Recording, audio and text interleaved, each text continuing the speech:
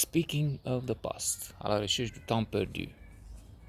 Longtemps je me suis couché de bonne heure. Après ma bougie éteinte, wonderful. That he's the best. Thinking of the past, over the past, over the last episodes, I was pouring some ash in my head. I was putting me down, which is not good. The ultimate expert on self-esteem, Nathaniel Branden, who has, by the way, I will need to return to the line of thought quickly, otherwise I'm meandering as I usually do. So he has the psychological effects of religion, fantastic, in which he explains how religion, especially Catholic faith, upsets and affects one negatively and terribly. But he's better known for Six Pillars of Self-Esteem, and one of the points there would be you have to appreciate yourself. If not you, who else? Then there's of course the Stoic mantra: nobody can take you down but yourself. It depends on how you filter. There's nothing either bad or there's nothing either good or bad, but thinking makes it so. Hamlet.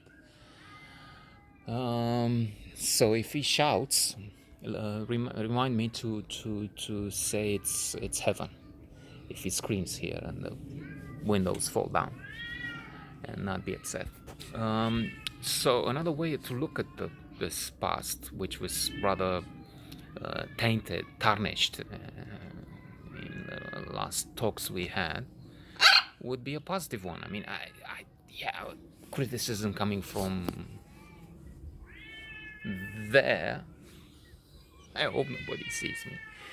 Is acceptable, even if we have to insist on the strong points of ourselves and others. That's how we obtain results. That's another psychology, positive psychology finding. Potolește-te, mă. Mi-o lădăț bisica.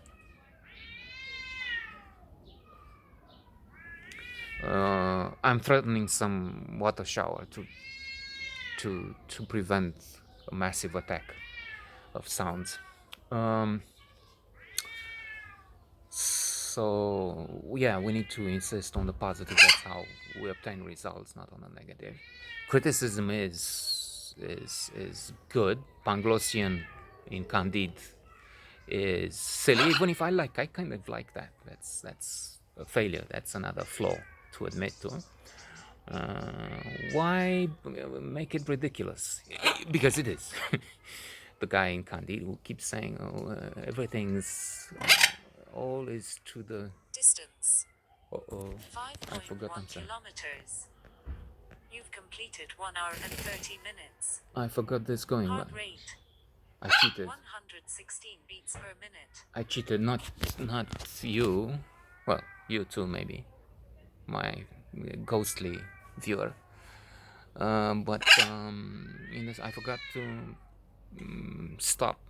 So, silly watch, instead of stopping the counting of exercise, it kept registering me while I was just sitting here. Anyway,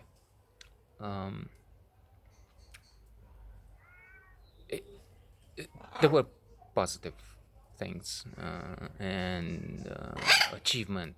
Well, no, I haven't done anything. If you ask someone else around, I'm a lazy bum on the one hand, but then look at this. This is big. This is, look. This is garden. This is as good as it gets. Jack Nicholson vehicle. In the sense that it's a, well, debt, mortgage, yes, but then that's the situation everywhere. And then there's that Arab saying is silly. I think we've been through that. If you want to define success for a man or a woman, it's more for a man there, but a house, a garden, and write a book, I think it was. But the house, the garden are still here, even if there was a prompting to sell because it will be too late and we have to split and I have to get lost and somehow find a way to survive in this pandemic and after it.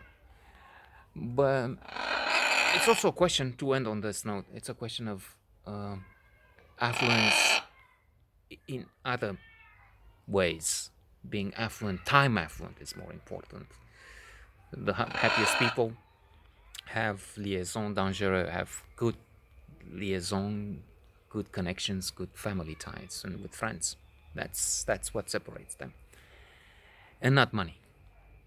That's not. And as our fabulous gratitude, Anton Kevorkian, professor of literature, used to insist upon, it's the difference between afi, to be, and to have. It's better to be than to have.